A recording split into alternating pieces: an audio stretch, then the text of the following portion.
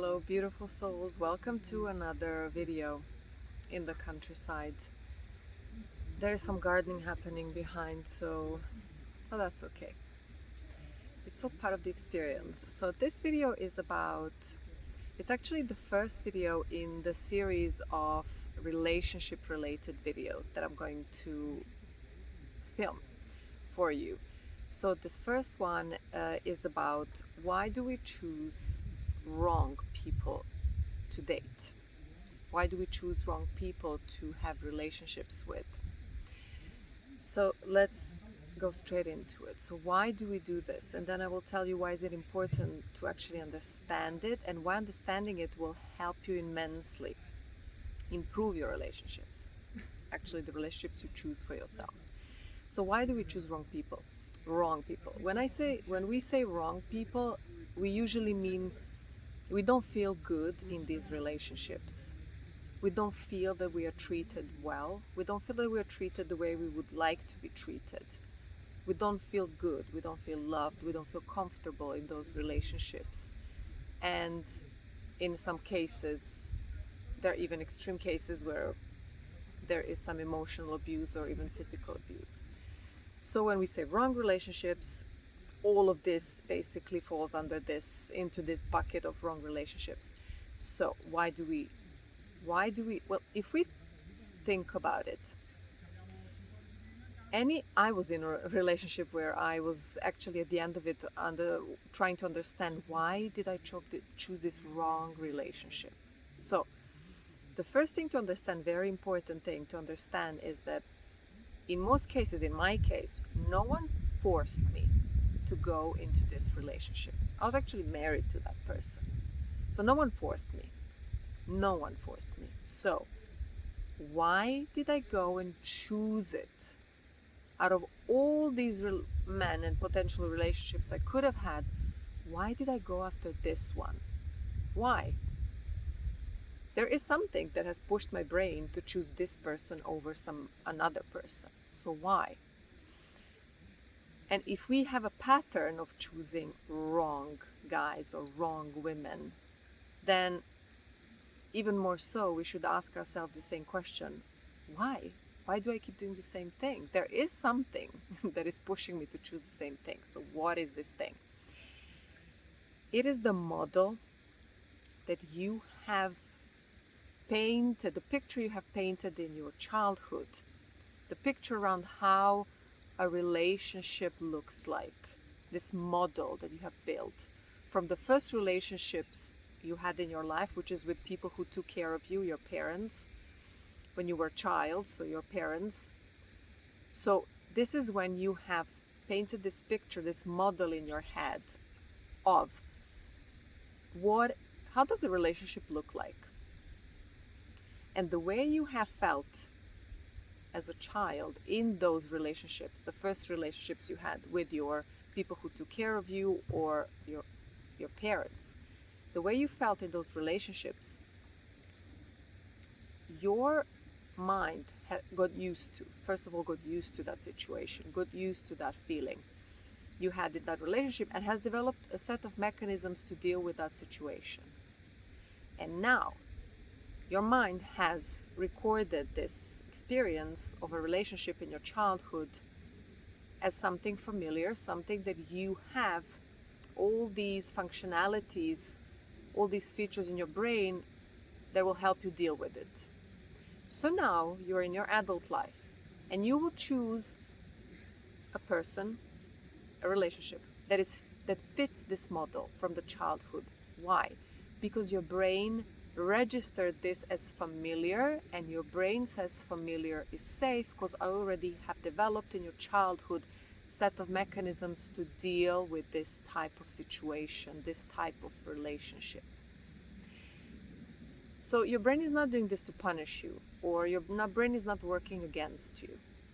It is simply a model that your brain has already experienced in the childhood. So the way you felt in those relationships in your childhood with your parents or people who took care of you, the same feeling gets recognized with another person in your adult life, and then you're very attracted to that person. So your brain registers the same model that is familiar from your childhood, and your brain says, well, familiar is safe. For your brain, familiar is safe. Unfamiliar is not safe. So your brain will always take you to something that is familiar because it is automatically considered to be safe. Because your brain says, well, I know how to deal with these situations. That's the first thing. And the same thing happened to me. So I was married to this person, and at the end of that, it ended in a divorce. And I have lost my I have lost my tripod. Well, I'm just going to continue. You know, we go with the flow. That's so funny. What do I do now? Okay, I hope it's going to hold. So the same thing happened. I basically decided voluntarily to marry this person. I did not feel good in that relationship. The marriage ended, and the first question I was asking myself is, why would I chose to actually marry this person. And even a lot of people around me were trying to kind of tell me, well, ask me, am I sure? Because they had a feeling that it was not the best thing for me to choose that relationship for myself. I didn't listen to any of those people. I actually chose to go ahead and to marry that person. So why did I do this? Well, basically, in that relationship, I felt similar to the way I felt in my childhood, because it was actually to do with the relationship with the father I had with my father. He's an amazing guy, but his work required him to be absent a lot. So in my childhood, he was just absent a lot because he was working, and that was just his job required him to do so. But as a child, we can't grasp these things from the perspective of an adult person. All we know is that our dad, who should be with us, is not with us. So from a perspective of a child, I've developed this feeling that, well, there's this absence of male energy. There's just this absence, no real connection. So in my adult life, I have chosen the same type of situation where I have married a person where there was really no deep connection. There was this same feeling of really like absence. We were in a relationship, but we were really not connected. The relationship means you're connected with that person. We were really not connected on a deeper level. It was, yeah, it didn't feel right. Because we see, when you're connected, you then care about understanding what the other person needs, and you want them to feel good. They want you to feel good, and then it's a functioning relationship. If there's this disconnection, then it's a dysfunctional relationship. It means we're not interested in the other person's well-being, how they're feeling, and so on. So just this feeling of absence. So the same model, basically, I went after the same model that I have adopted as familiar in my childhood. And then, so the first thing, the reason why we choose bad relationships, wrong relationships, is because we have adopted a certain model of how relationships feel. We have adopted this in our childhood with those people who took care of us when we were children, our parents, grandparents, and so on. But people who really spent a lot of time with us. And then in our adult life, we have chosen the same model. And now the second thing is, we will always choose, when it comes to relationships in our adult life, we will always choose what we believe we deserve. Because if we don't believe we deserve something, it's not our criteria. We don't require it. We always accept what we think we deserve. So again, when did we develop this belief that we deserve something or don't deserve something? For example, maybe we feel like we deserve attention, help, someone to care about how we feel, whether we are tired or not, or we maybe have developed this belief that we don't deserve that. So how come we have developed these beliefs? When did we develop them?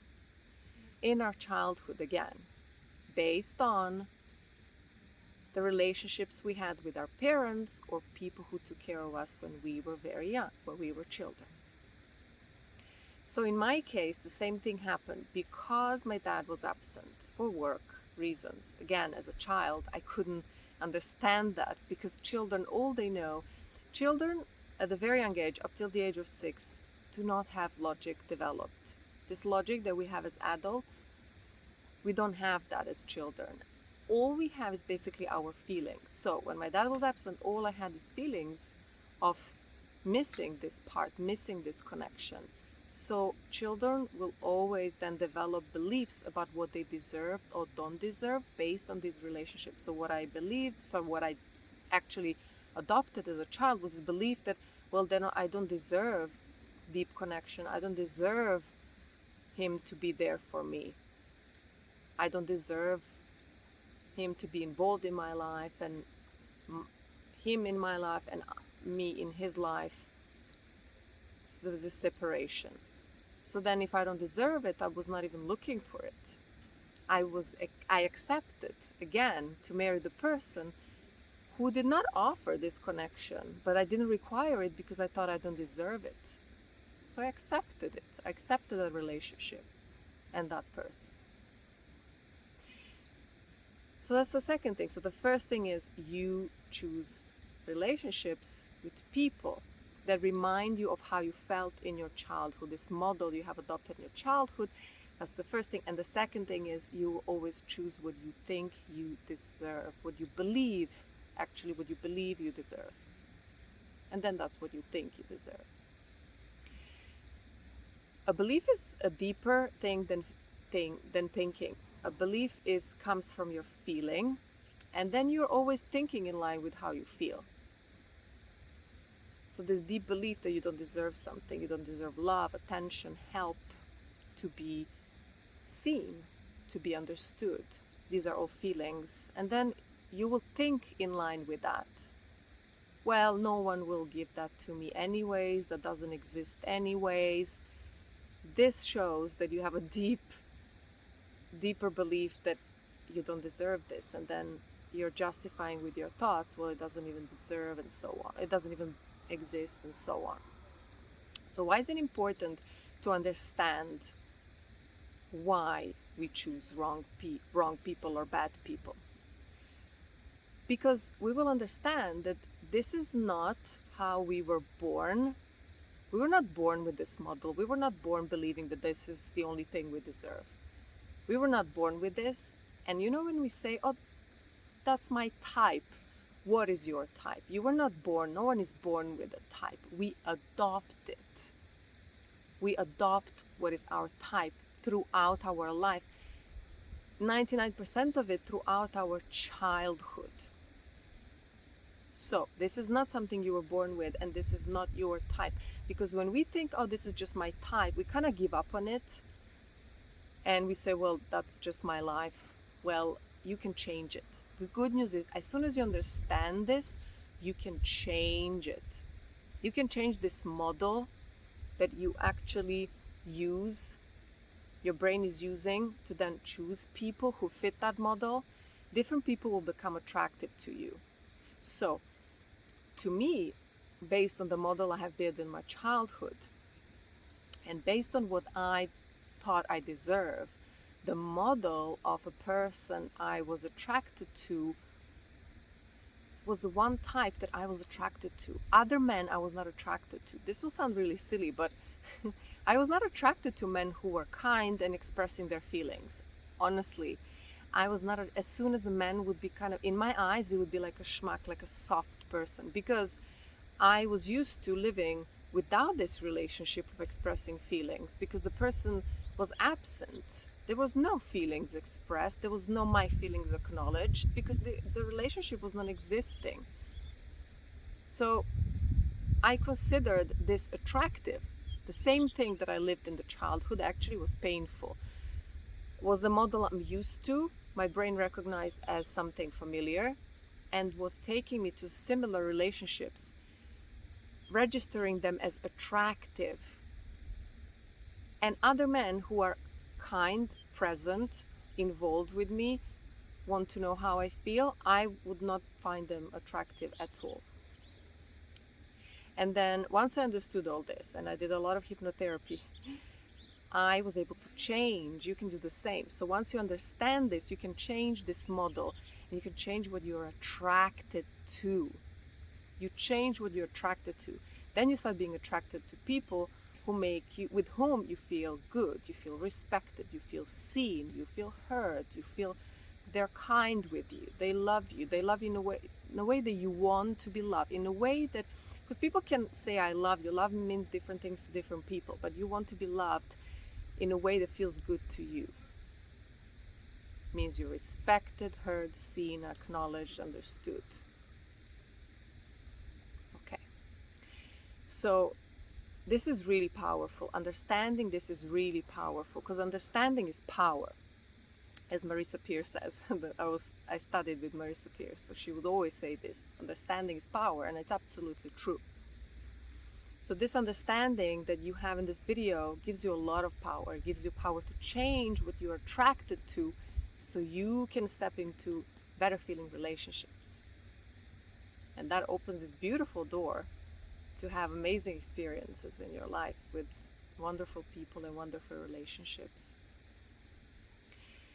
So I'm sending you a lot of love, sending you kisses. I hope you enjoyed this beautiful view. This is Tuscany, by the way, in Italy. And I'm wishing you a wonderful day. And start thinking about this and start working on changing what you classify as attractive. And everything will change in your life. Have a wonderful day. Bye.